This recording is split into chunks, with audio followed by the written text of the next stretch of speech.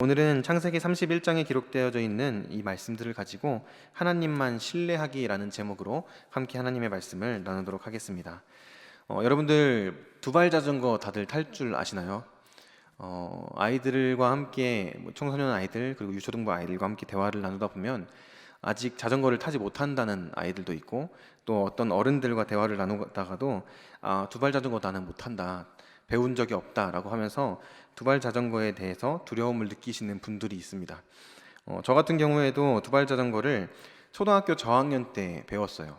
그런데 제가 어떻게 배웠느냐면, 저에게는 한 살 위에 형이 있습니다. 이 형이 저에게 자전거를 가르쳐 주겠다고 해서 두발 자전거를 제가 타고, 이제 보통 부모님들이 그렇게 해주시잖아요. 근데 저희 부모님은 맞벌이를 하셨기 때문에 낮에 저와 형이 둘이서 아파트 주차장 같은 데 가서 제가 자전거를 타면 형이 뒤에서 이렇게 자전거를 붙잡아 줬어요. 그리고 자전거를 제가 타면서 나아가면 뒤 보지 말고, 잡고 있으니까 걱정 말고 계속 페달 굴려라 라고 해서 그렇게 자전거를 타고 제가 앞으로 갔었습니다. 그렇게 연습을 하는데 하루 만에 제가 타지 못했어요. 그렇게 연습을 하다가 막 넘어지면서 자동차에 제가 부딪혀가지고, 이 자동차 어떤 주차되어 있던 차에 사이드 밀러가 막 꺾이기도 하고 부러져서 부모님이 그 변상도 하고 이런 일도 있었거든요. 그런데 그렇게 며칠을 이렇게 연습하면서 타다가 제가 자전거를 타게 됐어요. 형의 도움이 없이 두발 자전거를 균형을 잡고 타게 됐는데, 제가 이 자전거 탔던 때를 다시 회상해 보면서 생각해 보니까 제가 이 두발 자전거를 탈 수 있었던 이유가 몇 가지가 있었습니다. 그게 뭐였냐면, 첫 번째로는 저희 형에 대한 믿음이 있었어요. 이제 우리 형이 내가 자전거 탈 때 아직 균형 못 잡으니까 넘어지지 않게 붙잡아 줄 거야, 나를 넘어지지 않도록 도와줄 거야 라는 믿음이 있었던 거죠. 또 두 번째는 형을 제가 의지했어요. 내가 혹시 넘어지더라도 형이 날 도와주겠지, 내가 혹시 흔들리면 형이 뒤에서 좀 힘을 내서 붙잡아 주겠지, 그래서 내가 넘어지지 않을 수 있을 거야, 그런 생각을 가지고 형에 대해서 믿음을 가지고, 또 제가 의지할 사람이 형밖에 없잖아요. 그러니까 형에 대한 의지, 이런 것들을 가지고 자전거를 배웠던 거죠. 이것들을 생각해 보면서 오늘 우리 말씀 제목에 있는 신뢰라는 단어가 떠올랐습니다. 신뢰라는 단어를 사전에 검색해 보면 굳게 믿고 의지함이라고 정의를 해요. 그러니까 이 내가 어떤 대상을 신뢰한다고 했을 때에는 그 대상에 대한 믿음이 있는 거죠. 굳은 믿음. 그리고 그 대상에게 내가 의지한다는 거예요. 이 두 가지가 함께 할 때에 내가 이 대상을 의지하고 믿고, 또 더 나아가서 신뢰한다라고 말할 수가 있는 거죠. 잠언 3장 5절 말씀에 보면 너는 마음을 다하여 여호와를 신뢰하고 라는 표현이 있습니다. 신앙생활을 하는 우리들이 가장 신뢰해야 될 대상이 누구인가? 바로 하나님이라고 말하는 거죠. 하나님을 우리는 신뢰해야 된다. 그리고 그 하나님을 믿고 의지하면서 나아가야 한다라고 잠언은 말하고 있습니다. 또 이 외에 다른 성경 구절들에서도 하나님을 신뢰해야 된다고 계속해서 강조하고 가르치고 있어요. 오늘 우리가 함께 읽은 이 본문 말씀 31장 17절부터 35절까지의 이 내용을 보면서 야곱의 삶 가운데에 야곱이 하나님을 신뢰했는가, 그리고 야곱의 삶 가운데 하나님께서는 어떻게 역사하셨는가를 함께 살펴보면서, 특별히 하나님을 신뢰한다는 것이 무엇인가, 하나님을 어떻게 신뢰할 수 있는가에 대해서 함께 살펴보는 시간을 가지도록 하겠습니다. 첫 번째로 어떻게 하나님을 신뢰할 수 있을까? 하나님을 굳게 믿는 믿음을 가질 때 우리는 하나님을 신뢰할 수가 있습니다. 좀 더 구체적으로 말씀을 드리면, 하나님을 믿는다는 것은 하나님의 말씀을 믿는다는 거예요. 하나님의 언약, 하나님의 약속을 믿는 것, 그것이 하나님을 믿는다라는 표현으로 우리는 생각할 수 있습니다. 창세기 28장 13절과 15절, 그리고 오늘 우리가 함께 읽었던 창세기 31장 앞부분에 보면 3절 말씀에 하나님께서 야곱을 찾아오셔서 말씀하시는 것이 있어요. 하나님께서 아브라함의 때부터 아브라함과 이삭과 야곱, 이렇게 대를 이어서 맺어오셨던 그 언약, 그 약속의 말씀을 야곱에게 찾아오셔서 하나님께서 다시 한번 확인시켜 주는 것이 창세기 28장과 31장에 나와 있는 하나님의 말씀이었습니다. 창세기 28장 13절부터 15절까지의 말씀을 보면 하나님께서 베델에서 잠들어 있는 야곱에게 찾아오십니다. 하늘에 사닥다리가 이어져 있고 천사들이 오르락 내리락 할 때에 하나님의 음성이 야곱에게 들려집니다. 그리고 아브라함에게 했던 그 언약, 이삭에게 했던 그 약속의 말씀을 다시금 야곱에게 하나님께서 선명하게 들려주시는 거죠. 내가 너와 함께 하겠다. 내가 너로 큰 민족을 이루게 하겠다. 그리고 너를 통해서 이 땅 가운데에 온 민족 가운데에 복의 통로로 사용하도록 할 것이다. 너를 통해서 장차 오실 그 예수 그리스도 메시아에 대한 내 계획들을 실현해 나아갈 것이다 라는 것을 야곱에게 말씀해 주셨습니다. 그 하나님의 말씀을 듣고 하나님의 약속을 마음에 새겼던 이 야곱이 삼촌의 집에 가서 우리가 잘 알고 있듯이 20년이라는 시간 동안 굉장히 고생을 많이 했죠. 도망칠 수도 없고 붙잡혀서 마치 종살이를 하듯이 종으로서 자신이 조카임에도 불구하고 어떻게 보면 그 집에 찾아온 손님임에도 불구하고 마치 종이 하듯이 아침에 일어나서 저녁까지 일하고 그렇게 하루하루 매일매일 일만 하면서 고생을 했던 것이 야곱의 인생이었습니다. 자그마치 20년이라는 시간 동안 삼촌이 야곱을 계속해서 속이고 야곱을 이용하면서 그동안 자신의 삶 가운데 자기 지혜를 의지하고 자신의 어떤 능력과 자신의 생각 따라서 살아왔던 이 야곱을 삼촌이 완전히 짓밟아 버리는 그런 경험을 20년 동안 했다는 거예요. 그러면서 자기가 원하지 않았던 결혼도 하게 되고 결혼을 했는데 자녀들을 낳으면서 여러 가지 막 문제들도 발생하고 우여곡절이 많은 인생을 살았던 것이 이 야곱의 인생이었죠. 야곱이 그렇게 사는 동안에 어떤 고민을 했을까라는 것을 생각해 보면 빨리 여기서 빠져나가고 싶다. 빨리 여기서 도망가고 싶다. 탈출하고 싶다. 그런 생각을 자연스럽게 했을 겁니다.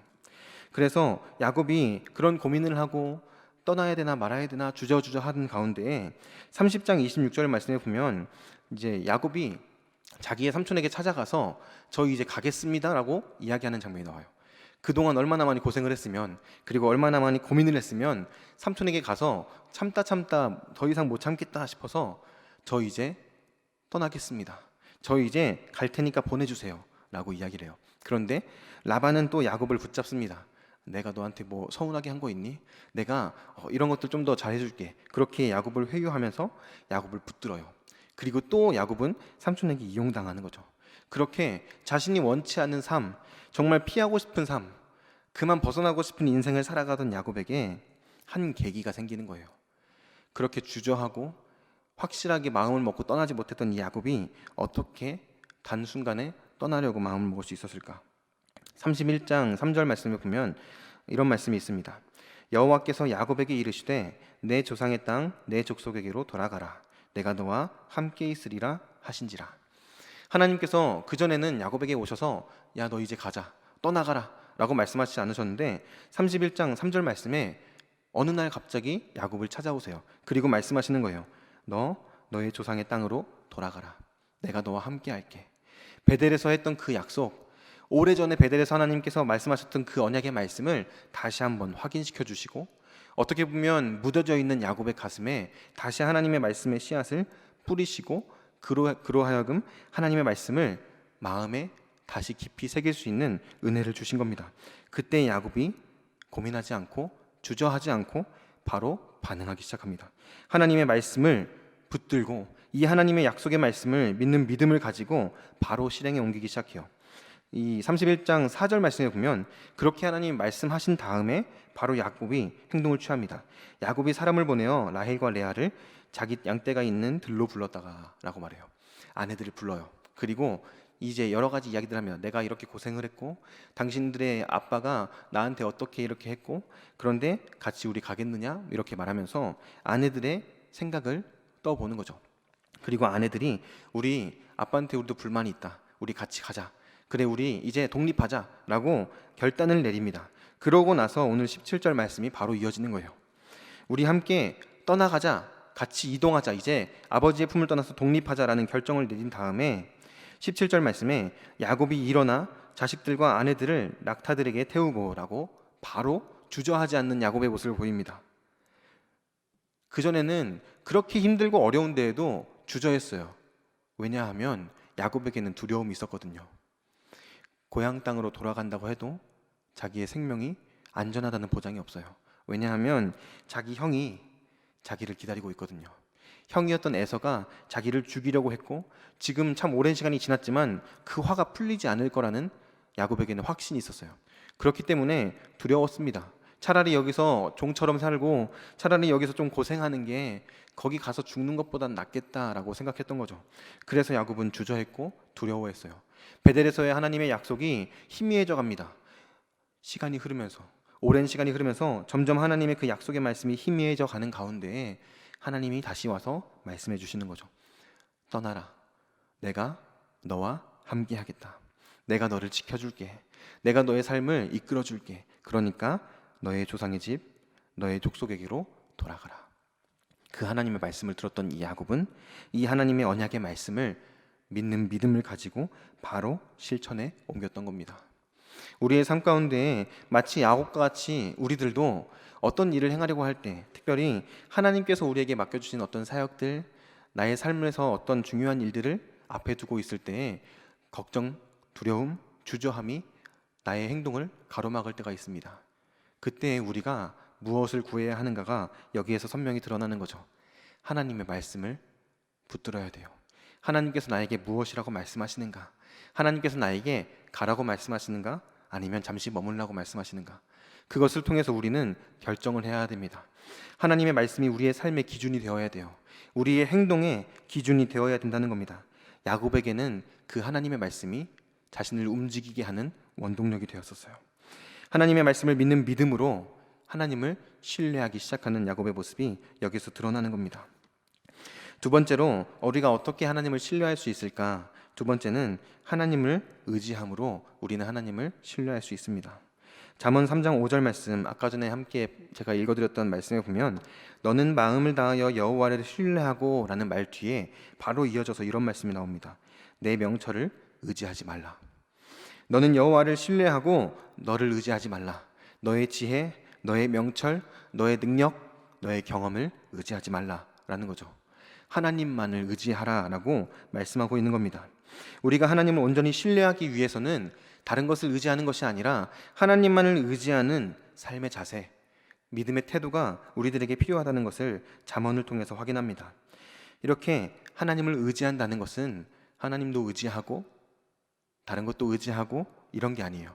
하나님을 의지하라라는 말씀은 하나님만을 의지하라는 말씀입니다. 다른 물질, 다른 사람들, 나의 경험, 어떤 것을 의지하는 것이 아니에요. 그것들 붙들면서 하나님도 같이 붙들고 있는 것이 아니라 다른 것을 다 내려놓고 하나님만을 붙들고 의지하는 것, 하나님만을 기대는 것, 하나님만을 바라보는 것이 하나님을 의지한다는 것에 담겨져 있는 의미입니다. 그런데 오늘 본문 말씀에 보면 야곱은 하나님을 의지하면서 나아갑니다. 이제 집을 떠나왔어요. 가족들과 자신이 모았던 모든 소유물을 가지고 집을 떠나옵니다. 그리고 원래 살았던 그 집, 고향 땅으로 돌아가요. 그 과정 가운데에서 야곱이 의지해야 될 대상이 누구였을까요? 아니, 야곱이 의지했어야만 하는 대상이 누구였을까요? 다른 이들을 의지할 수 없었습니다. 야곱은 하나님의 말씀만을 붙들고 나아갔고 하나님의 말씀을 붙들고 하나님만을 의지하는 모습을 보였어요. 그런데 야곱의 가정에 하나님만을 의지하지 않는 한 사람이 등장합니다. 그 사람은 바로 야곱이 굉장히 사랑했던 라헬이라는 여인이에요. 19절 말씀에 보면 야곱이 자신의 소유물, 가족들과 함께 모든 것을 챙겨서 라반의 집에서 떠나옵니다. 그때 19절 말씀에 보면 그때 라반이 양털을 깎으러 갔으므로 라헬은 그의 아버지의 드라빔을 도둑질하고 라는 말씀이 있습니다. 야곱이 자식들과 아내들과 자신의 소유물들을 다 가지고 짐을 챙겨서 떠나옵니다. 이제 거기에다가 두고 올 것이 없어요. 모든 것들을 다 챙겨서 떠나오는데 라헬이 집에서 뭐 가져갈 게 없는지 막 뒤지다가 아버지가 소중하게 여기는 드라빔이라는 우상을 품에 품고 몰래 도망쳐 나오는 거예요. 이 드라빔이라는 우상은 이 한 집안의 수호신 역할을 하는 우상이었습니다. 이것을 가지고 있으면 이것이 우리의 가정을 지켜줄 수 있어. 이것이 우리의 가정에 복을 줄 거야. 이것이 우리의 가정을 형통하게 해줄 거야 라는 그 우상이었어요. 그런데 단순히 우상으로서 이 드라빔이 역할을 했던 것만이 아니라 또 다른 중요한 역할을 했던 것이 무엇이냐? 유산을 상속할 때 자녀들에게 이제 아버지가 유산을 상속할 때 가장 많은 유산을 줄 자녀에게 이 드라빔을 상속해 줬어요. 그러니까 가보를 이렇게 이어주는 것처럼 마치 야곱이 장자권을 받았던 것처럼 이 장자권이 넘어간다라는 의미가 드라빔을 넘겨준다라는 의미에 담겨져 있습니다. 그러니까 라반이 이 드라빔을 소중하게 여겼던 것은 단순히 이 드라빔이 자신의 가정의 수호신이기 때문만은 아니었어요. 수호신님과 동시에 자신의 가정의 이 상속권, 그리고 내가 앞으로 나의 자녀들에게 유산을 나눌 때에 나의 장자, 우리 가문을 이어갈 사람을 선택하는 굉장히 중요한 상징적인 물건이 이 드라빔이었습니다. 라헬은 그 드라빔을 훔쳤어요. 라헬은 이 드라빔을 가져가면 이것이 우리를 지켜주고 보호해줄 거라고 생각했습니다. 이것을 가져가면 우리가 먼 길을 떠나가야 하는데 이 떠나가는 길을 안전하게 그리고 형통하게 해줄 것이라는 잘못된 믿음을 가지고 이 우상을 자신의 품에 품고 아버지의 집에서 나왔던 겁니다. 또 아버지가 돌아가셨을 때에 라반의 이 많은 재물들, 그 재물들을 상속받는 상속자가 되기 위해서 그 드라빔을 챙겼습니다. 욕심을 냈던 거죠. 우리가 지금은 떠나가지만 나중에 아버지가 돌아가시고 나면 그 아버지의 재물들을 우리가 받을 수 있어. 이것을 가지고 있으면 그 재물들을 우리가 상속받을 수 있어. 그런 마음이 라헬에게는 있었던 겁니다. 그래서 집을 나올 때 드라빔을 챙겼던 거죠. 하나님의 말씀을 듣고 야곱이 움직였습니다. 하나님의 말씀을 듣고 야곱이 반응했어요. 그리고 그 가정에서 모든 것들을 챙겨서 나오는데 라헬 한 사람이 우상을 챙깁니다. 하나님만을 의지하는 모습을 보이는 것이 아니라 하나님도 의지하지만 드라빔도 의지하는 잘못된 신앙의 모습을 라헬이 지금 보여주고 있는 겁니다. 우리의 삶 가운데에서도 마치 라헬과 같은 모습이 내 안에, 우리 가정 안에 드러날 때가 있는 것을 봅니다. 우리가 하나님만을 의지해야 된다, 하나님만을 바라보아야 한다라는 말들을 계속해서 들어요. 설교를 통해서도 듣고 말씀을 읽으면서도 그것들을 확인합니다. 그런데 세상 가운데 나아가서 살다 보면은 하나님만을 의지하는 것으로는 부족할 것 같다는 생각이 우리의 마음에 들어오는 거죠.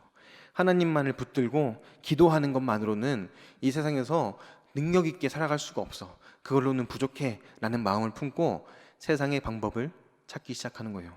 어떻게 하면 조금 더 자녀를 효과적으로 그리고 성공적으로 양육할 수 있을까? 어떻게 하면 우리 가정이 조금 더 여유 있게 살아갈 수 있을까? 어떻게 하면 내 자녀가 더 많은 재산을 이어받을 수 있도록 내가 더 많은 것들을 쌓아둘 수 있을까?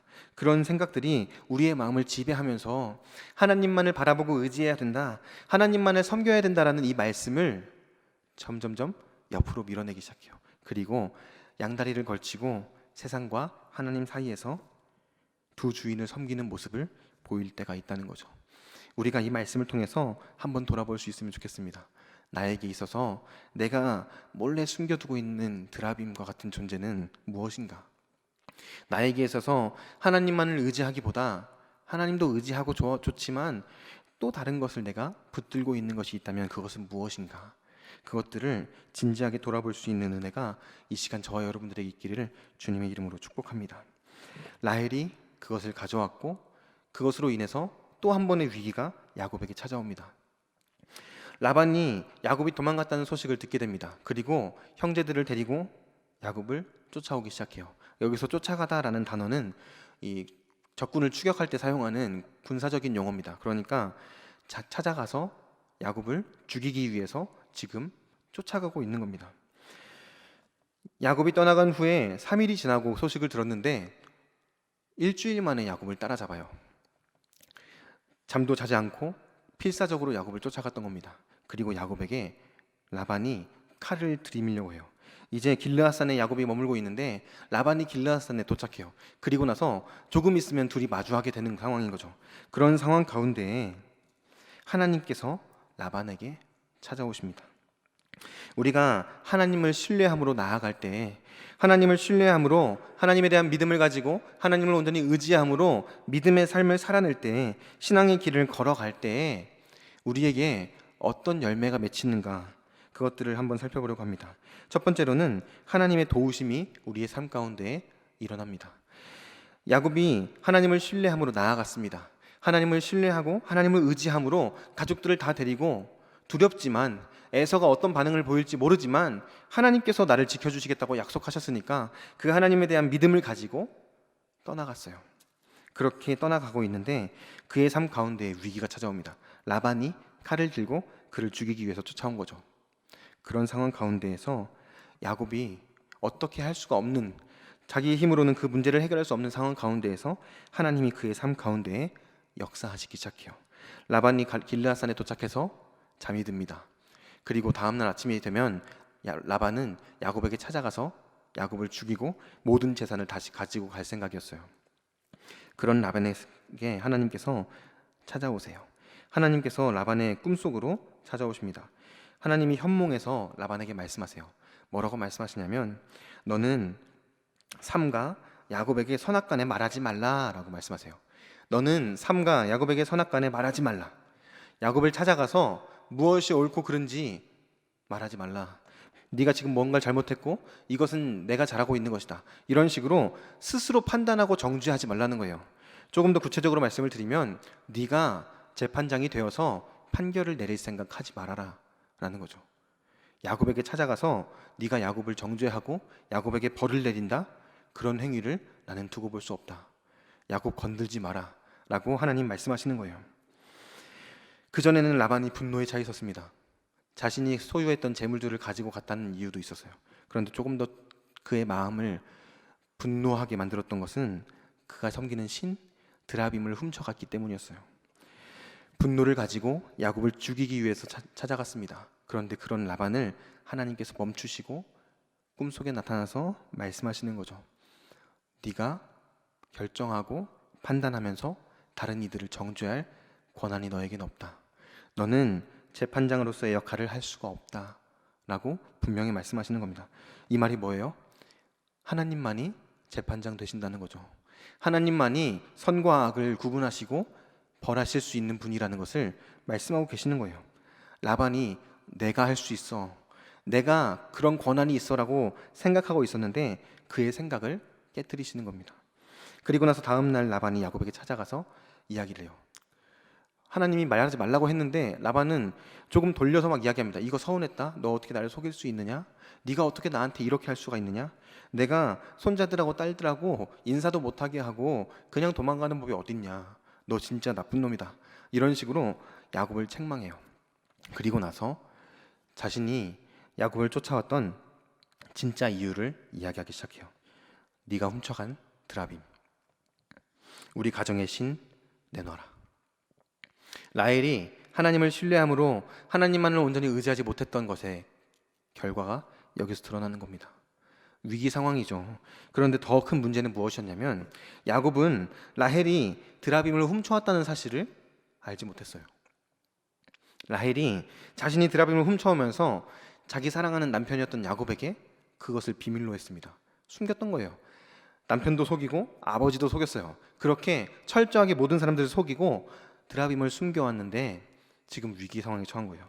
야곱이 뭐라고 말하냐면, 그 드라빔이 발견되면 그것을 가지고 있는 사람은 당신이 마음대로 해도 좋습니다. 죽여도 좋습니다. 그리고 모든 재물들을 다 가져가도 괜찮습니다. 우리는 드라빔 가져오지 않았습니다 라고 이야기를 하는 거예요. 그때 라헬의 마음이 철렁하는 거죠. 큰일 났다. 이거 걸리면 난 죽을 수도 있겠구나. 나 다시 그곳으로 돌아가야 될 수도 있겠구나. 두려운 마음이 라헬에게 찾아오는 겁니다. 라헬은요, 이 드라빔을 가져오면서 이것이 자기를 보호해 줄 거라고 생각했어요. 이 드라빔을 가져오면서 이 우상이 자기의 삶을 복되게 해주고 자기의 삶을 형통하게 해줄 거라고 믿었어요. 그런데 이 드라빔은 단순히 나무 조각에 불과했던 것을 여기서 확인하게 되는 거죠. 드라빔이 자신을 보호해줘야 되는데 오히려 라헬이 드라빔을 숨기고 보호해주는 상황이 역전돼서 뭔가 이상한 모양이 여기서 드러나는 겁니다. 우상을 섬기는 것은 이와 같아요. 하나님이 아니라 다른 것을 의지하고 하나님이 아니라 다른 것을 섬기는 것은 이와 같은 결과를 낼 수밖에 없습니다. 내가 의지했는데 나를 도와주지 않아요. 내가 그것을 붙들고 살았는데 그것이 나의 삶을 책임져 주지 않습니다. 잘못된 선택을 했고 위기 상황에 처한 라헬이에요. 그리고 결국에 이 라헬은 야곱이 말했던 말대로 이 드라빔 때문에 길가에서 베냐민을 낳다가 객사합니다. 그리고 아브라함과 사레가 묻힌 그 조상들의 묘실에도 들어가지 못해요. 하나님을 온전히 의지하지 못했던 라헬의 안타까운 최후가 그렇게 드러나고 있는 겁니다. 하나님을 온전히 신뢰함으로 나아갈 때 우리는 야곱과 같이 하나님의 도우심을 경험합니다. 그리고 더 나아가서 하나님께서 주시는 평안함을 누릴 수 있게 됩니다.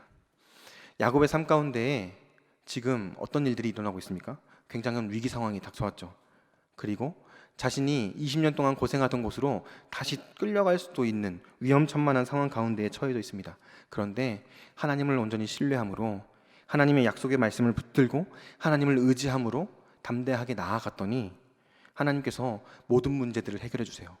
라반의 마음도 누그러뜨려 주시고, 결과적으로 라반이 야곱을 해칠 수 있는 어떠한 여지도 남기지 않고 모든 문제들을 해결해 주십니다. 그리고 그렇게 라반과 야곱이 헤어지게 돼요.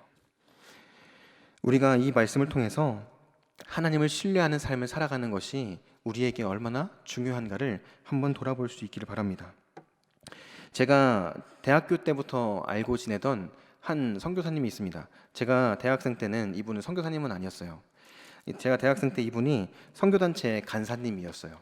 이 ESF라고 하는 대학생 선교단체가 있었습니다. 그래서 제가 대학교 때 잠깐 이 선교단체에서 말씀 공부도 하고 이렇게 예배도 드리면서 선교단체 활동을 했던 적이 있어요. 그때 처음 저를 만나서 저에게 이렇게 말씀도 가르쳐 주시고 저에게 많은 도움을 주셨던 한 선교사님이 있습니다. 이 선교사님이 참 코로나 때문에 어려운 상황 가운데에서 지금 독일에 학생 선교를 위해서 선교사로 지금 나가 계세요. 근데 제가 이분의 선교 편지를 읽다가 이분이 진짜 하나님을 신뢰하는 사람이구나. 그리고 하나님께서 정말 이분의 삶 가운데에 놀랍게 역사하시는구나라는 것들을 경험했던 것이 있습니다. 그 내용이 무엇이냐면 이분이 원래 체육 교사를 준비하던 분이었어요. 체육학과 나와서 교생 실습도 하고 체육 교사로 이제 선생님이 되려고 준비하고 있던 분이었어요. 그래서 그 전에 신앙생활을 하면서 간사도 하고 좀 열심히 막 신앙생활하면 선교단체도 섬기고 하면서 재정적으로 참 어려운 시간들을 보냈대요. 자기가 간사로 사례비를 조금씩 받긴 하지만 그걸로 자기가 섬기는 청년들, 대학생들을 먹이고 또 막 맛있는 거 사주고 같이 놀러 가고 하는데 참 어려움을 많이 겪었던 거죠. 그러면서 이 교생 실습을 하는데 교생 실습을 하고 또 이제 선생님으로 조금 뭐 일을 하면서 받는 돈이 그때 받는 돈과 비교할 수 없을 만큼 큰 거예요. 그리고 그걸 하면서 뭐 막 벌어들이는 수입이 여유 있게 되는 거죠. 그런데 그런 상황 가운데 이분이 이런 고민을 해요. 하나님, 저 그냥 교사하면 안 됩니까? 하나님, 저 그 선교단체 간사로 섬기는 거 정말 힘든데 그냥 교사하면 안 될까요? 라는 기도를 했대요. 그러면서 막 고민을 하는 거예요. 씨름을 하는 거예요. 이렇게 선생님으로 일하면 생존에 대한 문제 있잖아요. 돈 문제, 물질적이고 여러 가지 가정적인 문제, 이런 것들에 걱정 없이 살아갈 수 있겠다라는 확신이 들었대요. 그게 진짜 감동적이었다고 이야기하더라고요. 와, 이렇게 하면 물질적으로 진짜 문제 없이 풍요롭게 살 수 있겠다.